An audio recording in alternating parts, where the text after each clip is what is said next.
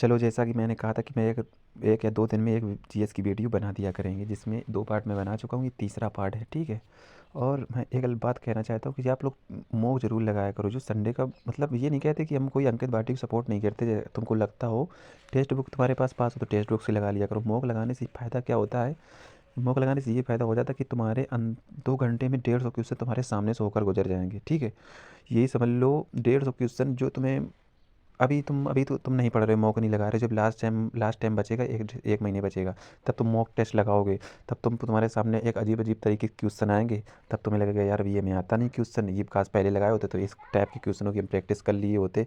तो mock test अभी से लगा लगा लिया करोगे 3-4 दिन में। मैं ये नहीं कहता रोज़ लगाओ। तुम 2 दिन में, 3 दिन में, 4 दिन में, 5 दिन में, हमें तो लगता है 1 हफ्ते से ज़्यादा ज़्यादा 1 हफ्ते में 1 मॉक टेस्ट तो बिल्कुल दे ही देना चाहिए, मतलब अगर तैयारी कर रहे हो यूपी पुलिस की। और ये मॉक टेस्ट वाली बात ये यूपी पुलिस में ही नहीं, जितने भी सरकारी गवर्नमेंट एग्ज़ाम होते हैं ये सब में फॉलो करता है। जिसने मॉक टेस्ट नहीं लगा रहा है वो समझ लो सिलेक्शन से बहुत दूर होता चला जा रहा है। क्योंकि क्योंकि तुमने देखा होगा जब 2 घंटे का पेपर था अपना यूपी पुलिस का, अगर जिसने प्रैक्टिस अच्छी नहीं की थी तो उसको बहुत कम टाइम पड़ गया होगा। वो पहले से स्टार्ट किया होगा तो क्या पता उसने उसको प्रैक्टिस करने की तो आदत थी नहीं मॉक टेस्ट लगाने की, कैसे लगाए जाते हैं, कि कितना हमें कैसे अगर स्पीड में लगाएं तो मेरा टाइम मतलब बच जाएगा, कितना जल्दी लगा लेंगे कि नहीं लगा पाएंगे। उसने स्टार्ट किया, क्या पता उसके मैथ में 20 क्वेश्चन में उसने 35 मिनट खर्च कर दिए, 40 मिनट खर्च कर दिए। बाकी बचे कुछ क्वेश्चन वो लास्ट तक पूरा सही से अटेम्प्ट नहीं कर पाया। पेपर आ तो रहा था उसको और अच्छा कर सकता था, लेकिन उसने कभी प्रैक्टिस सेट लगाई ही नहीं। तो उसको वहाँ पे पूरा सही सलामत वो अपना 100% दे नहीं पाया, जिससे एग्ज़ाम बिगड़ा था। अगर आज से भी आदत बना लोगे 8 दिन में 1 मॉक टेस्ट, तो ये समझ लो 1 महीने में 4 मॉक टेस्ट या 5 मॉक टेस्ट तुम्हें होते रहेंगे। तुम्हें इससे थोड़ा थोड़ा अनुभव पता चलता रहेगा कि हाँ चलो ठीक है, कि मेरा क्या स्कोर बन रहा है। उसी हिसाब से अगर तुम्हारा स्कोर थोड़ा कम, तो जिस मतलब मॉक टेस्ट का अच्छे से मतलब वो जब एनालिसिस देखो कि हमारे किस सब्जेक्ट में गलत हो रहा है, उसको अच्छे से उसको पढ़ो।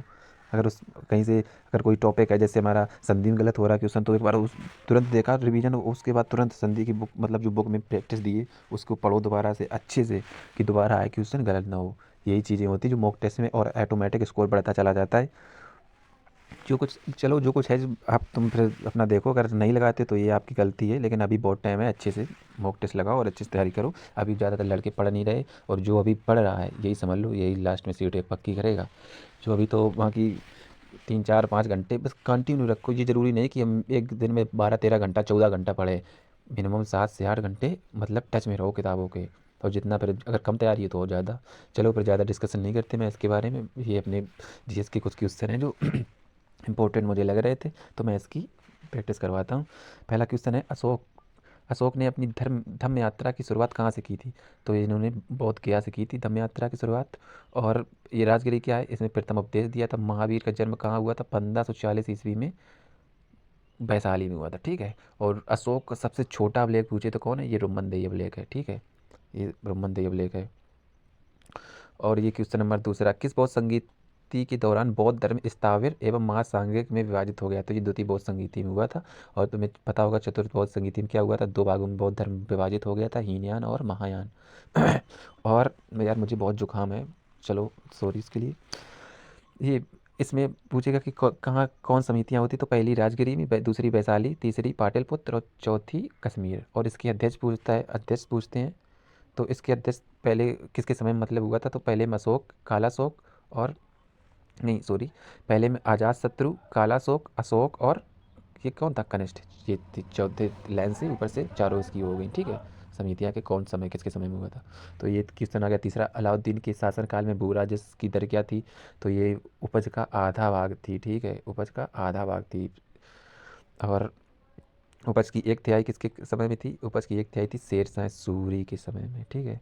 और गुप्त के समय में क्या थी? 1/6 भाग, ठीक है। चलो ये क्वेश्चन हो गया। हम चौथा डिस्कस करें, किस वेद में सिंचाई के साधन के रूप में नहरों का उपयोग की जानकारी मिलती है? तो ये मिलती थी अर्थवेद में, ठीक है, अर्थवेद में। याद कर लो, ये क्वेश्चन बहुत आता रहता है कि सभा और समिति किसकी बहनी थी? ये प्रजापुत्र की पुत्री थी। सभा और समिति प्रजापति की पुत्री थी। अर्थवेद में, अथर्ववेद में ये मिला है, ये समझ लो। ये क्वेश्चन आता रहता है कि कौन से वेद से संबंधित है, ये देखना, याद कर लेना। तो भारतीय संगीत के जनक किसको कहा जाता है? सामवेद में, जिसके भारतीय संगीत का जनक सामवेद। आई ऋग्वेद आया, ऋग्वेद में गोत शब्द की उल्लेख है, गोत शब्द का उल्लेख है, ठीक है। और ये क्वेश्चन आ गया 5वां। मेवाड़ से युद्ध एवं संधि किसके शासनकाल की महत्वपूर्ण उपलब्धि थी? तो ये थी जहांगीर के। ठीक है। अशोक के कौशाम्बी स्तंभ के लेख पे जहांगीर का भी नाम मिलता है। ठीक है। और ये पूछते हैं कि बाबर ने क्या कहा था, भारत का सबसे शक्तिशाली कौन राजवंश था? कृष्णदेव का। ठीक है। मतलब कृष्णदेव थे सबसे शक्तिशाली। ठीक है, बाबर ने कहा था ये। और चलो फिर आगे क्वेश्चन करते हैं इसके बाद कि मैं ये कौन क्वेश्चन आया कि औरंगजेब ने किस सूफी सिलसिला को अपनाया था? ये क्वेश्चन आ गया, औरंगजेब ने किस सूफी सिलसिले को अपनाया था? तो ये था नक्शबंदी। ठीक है। और ये बिहार में क्या था, कादरी प्रसिद्ध था। ठीक है। और गुरु तेग बहादुर की हत्या किसने की थी? गुरु तेग बहादुर की हत्या किसने की थी? गुरु तेग बहादुर की हत्या बताओ तुम लोग। गुरु तेग बहादुर की हत्या किसने की थी? औरंगजेब ने की थी। ठीक है। ये क्वेश्चन नंबर आ गया 7। कृष्णदेव राय का मैत्रीपूर्ण संबंध किस देश से था? तो ये पुर्तगालों से था इसका, कृष्णदेव राय का। तुलुप वंश की स्थापना किसने की थी? वीर नरहर सिंह ने की थी तुलुप वंश की स्थापना। ठीक है। और शेख सलीम चिश्ती कहाँ दरगाह है? फतेहपुर सीकरी में। ठीक। इसकी ये याद रखना है, इसका पॉइंट।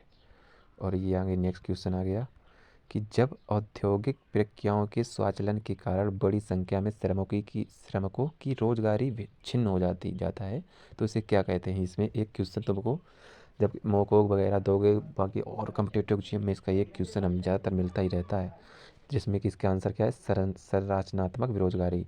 तो चक्रीय बेरोजगारी कहाँ होती है? विकसित देशों में पाई जाती है चक्रीय बेरोजगारी। ठीक है। और मौसमी बेरोजगारी कहाँ होती है? कृषि में होती है। और ये प्रच्छन्न बेरोजगारी कहाँ होती है? ग्रामीण के क्षेत्रों में। ठीक है, ग्रामीण क्षेत्रों में प्रच्छन्न बेरोजगारी। नेक्स्ट क्वेश्चन आया हमारा कि निम्नलिखित में कौन सा जीएसटी में शामिल नहीं है? ठीक। कौन सा शामिल नहीं है? तो मानव उपयोग के लिए शराब, इस पे शराब पर कोई टैक्स सरकार नहीं लगा रही। ठीक है।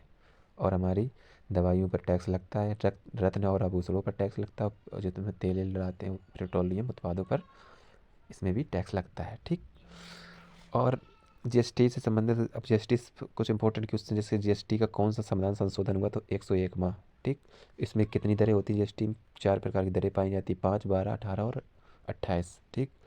और ये जीएसटी कितने डिजिट का होता है? 15 डिजिट का। और ये सबसे पहले कहाँ की थी? फ्रांस में 1954 में। और अपने देश में कब सबसे राज्य में, अपने देश के कौन राज्य में? असम में सबसे पहले यहाँ से स्टार्ट हुई थी। अब नेक्स्ट क्वेश्चन आ गया, जब पैसा की आपूर्ति बढ़ जाती तो मांग कम हो जाती है? तो इसका ऑप्शन क्या होगा? ब्याज की दरों में कमी। ठीक। और अभी इसके कुछ इंपॉर्टेंट पॉइंट कि 2010 में रुपए का नया चिन्ह आईआईटी मुंबई को उदय सिंह ने दिया था। इसका ये ऑप्शन आता है कि 2010 में कब, मतलब ये रुपए का चिन्ह अपनाया गया? तो 2010 में। ये आईआईटी मुंबई का था, उदय सिंह ने इसको बनाया था। ठीक। इनमें से कौन सा विषाणु जनित रोग नहीं है? इसमें एक क्वेश्चन, इसको याद कर लो, कितने विषाणु जनित रोग हैं, कितने जीवाणु जनित रोग हैं। इसको कहीं से ट्रिक या करके तुम देख लेना, इसको एक क्वेश्चन ही हमेशा आते रहते हैं, तुम एग्जाम में देखोगे। ठीक। तो इसका कौन से रोग नहीं है? 6 रोग नहीं है। इसको टीबी कहते हैं। टीबी किसको प्रभावित करता है? फेफड़ों को। ये जीवाणुओं से होता है, इसको याद रखना, जीवाणुओं से होता है, यही नहीं है ना। और रेबीज कुत्ता के काटने से हो जाता है। खसरा, खसरा भी रोग वायरस से होता है। पोलियो तंत्र को प्रभावित करता है। ठीक। और ये तो 24 अक्टूबर को कौन कौन रोग मनाया जाता है? 24 अक्टूबर को तुम बताना, 24 अक्टूबर को कौन रोग मनाया जाता है? ठीक। ठीक है, चलो हम आगे नेक्स्ट क्वेश्चन करते हैं। मैंने तो लिखा है इसको, ये तुम बताना इसका। ठीक है। सिरका और बेकिंग सोडा की अपक्रिया से क्या बनता है? सिरका और बेकिंग सोडा की अपक्रिया से क्या बनता है? तो ये कार्बन डाइऑक्साइड बनता है। ठीक। कॉपर सल्फेट को नीला तोता कहते हैं। ठीक। ये copper sulphate. 21 number question. 21 number question, महिलाओं में उदर के निचले भाग के दोनों ओर कितने अंडाशय स्थित होते हैं? तो एक जोड़ी अंडाशय होते हैं। तो विश्व महिला दिवस कब मनाया जाता है? 8 मार्च को। और राष्ट्रीय महिला दिवस कब मनाया जाता है? 13 फरवरी को। ये इंपॉर्टेंट है, याद रखना। ठीक है। तो ये क्वेश्चन कुछ है कि बायोलॉजी की प्रकाश संश्लेषण के माध्यम से कुल स्थिरीकृत कार्बन डाइऑक्साइड का लगभग आधा हिस्सा कौन स्थिरीकृत करता है? तो ये सवाल करते हैं। ठीक है। तो इसका बी ऑप्शन है ब्रायोफाइटा। तो संवहन ऊतक का अभाव इसमें होता है। जैसे संवहन ऊतक कौन कौन होते हैं हमारे? एक दो होते हैं, जाइलम और फ्लोएम। इसमें ब्रायोफाइटा में नहीं होता है। जिम्नोस्पर्म कौन होते हैं? अनावृत जीवी पौधे, जिसमें पौधे को नग्न अवस्था में पाए जाते हैं ये। ठीक। इनमें वो नहीं होते हैं। और ये क्वेश्चन है 23 नंबर, एक सेकंड साफ कर दें, इरेज कर दें। टिड्डी, तितली, बिच्छू, झींगा सभी किस प्रकार के उदाहरण हैं? जिसमें टिड्डी ये हैं तुम्हारे आर्थ्रोपोडा के, ठीक है। आर्थ्रोपोडा सबसे बड़ा जंतु जगत का सबसे बड़ा वर्ग है आर्थ्रोपोडा, ठीक है। और पेरीफेरा में स्पंज और स्पंज शामिल है, ठीक है। और एनिलिडा में तुम्हारे आ जाएंगे जोंक और केंचुआ वगैरह, ठीक, झोंक केंचुआ वगैरह। नेक्स्ट क्वेश्चन, स्टेप्टो, एक सेकंड रुकना, ठीक। 24 नंबर क्वेश्चन है, स्टेप्टोमाइसिन प्रतिजैविक किस जीवाणु से प्राप्त किया जाता है, ठीक है। तो ये किया जाता है स्टेप्टोकोकस ग्रीसस से, ठीक है। और इसमें कुछ ज़्यादा कुछ इंपॉर्टेंट पॉइंट्स नहीं थे तो इसको मैंने नहीं लिखा है। इनमें से कौन सा धमनी का कारण नहीं, तो इनमें रुधिर दबाव के साथ धीरे धीरे बढ़ता है, ये कारण नहीं है, ठीक है। और सिराओं में अशुद्ध रक्त बहता है, और शुद्ध रक्त कहाँ बहता है? सिराओं में अशुद्ध रक्त और धमनी में शुद्ध रक्त, ये याद रखना। और ये फुफ्फुस से शब्द जोड़ दिया तो ये उल्टा दोनों हो जाते हैं। निम्नलिखित किस्म में कौन सा कीटों से प्राप्त नहीं होता है? तो मोती कीटों से कहाँ पर, अगर कीटों से प्राप्त होने लगते मोती तो सभी लोग कीटों की पकड़ते।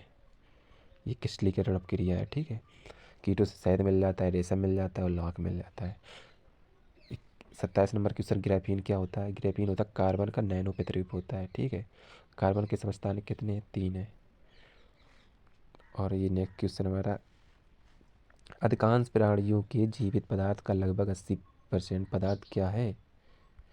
तो ये 80% पदार्थ है प्रोटीन, ठीक है। ये जटिल कार्बनिक पदार्थ होते हैं प्रोटीन।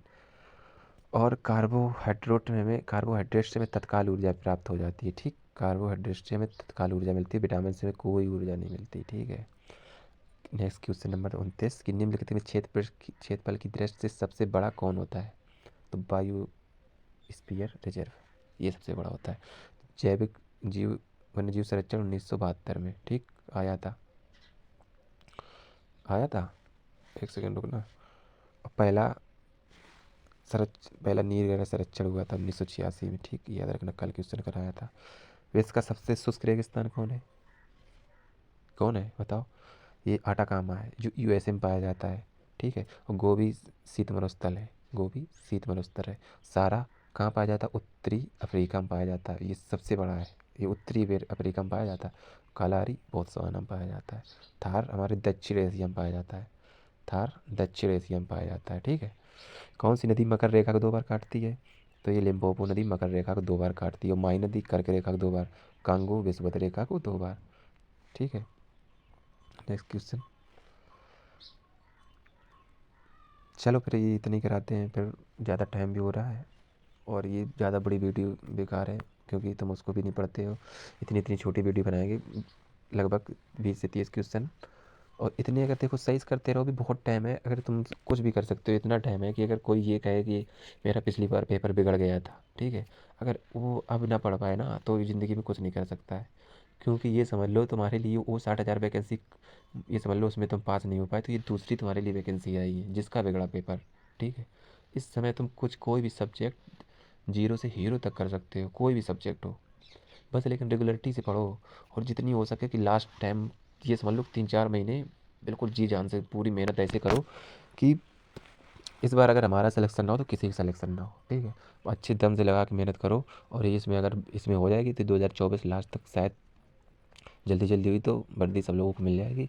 और फिर वर्दी होती फिर शायद सभी लोगों को पता है, इज्जत और बहुत चीज़ें जो तुम्हें वर्दी पाते ही सब कुछ चीज़ें मिलने लगेंगी। जो चीज़ें तुमने शायद नहीं सोची थी वो भी चीज़ें तुम्हें मिलेंगी। लेकिन इसके लिए अभी वो समय चल रहा है जो वर्दी के लिए पाने के लिए रास्ता गया है, और उस रास्ते पे नहीं चलोगे तो शायद ही है उसको तुम पा सको। तो इसलिए अच्छे से तैयारी करो। और ये समय ज़रूर बुरा आ रहा है, अपने होली में ज़्यादा टाइम बर्बाद ना करना, जितना हो सके अपना एक अलग से रूटीन फॉलो जो अभी जिसमें पढ़ रहे हो, जैसे भी पढ़ रहे हो वही ढंग पे पढ़ो। और बस अपने पे विश्वास रखना। और हाँ, बस मॉक टेस्ट देते रहना, क्योंकि उससे तुम्हें विश्वास ऐसा भी नहीं रखना कि ओवर कॉन्फिडेंस हो जा रहे मेरे तो बहुत आ रहे नंबर ये वो। तो जब नंबर आए ना तो फिर ये देखो, मॉक टेस्ट नहीं दोगे जब तक तुम्हें खुद की अपनी हकीकत नहीं पता चलेगी कि हम कितने पानी में हैं। अगर मॉक टेस्ट देते तुम्हें पता चलता तो मेरी औकात क्या है। और अगर तुम मॉक टेस्ट नहीं दोगे तो ये तुम्हें ये पता नहीं चलेगा कि हम कितने लेवल में। ये लेवल ही पता करने के लिए होता है कि हमारा कौन सब्जेक्ट कितना अच्छा है। तो मॉक टेस्ट जरूर दिया करना, बस इसलिए मैं दोनों बार में आगे भी यही बात कह रहा था कि मॉक टेस्ट। चलो ठीक है, फिर ज़्यादा टाइम हो रहा फालतू। ओके, ठीक है।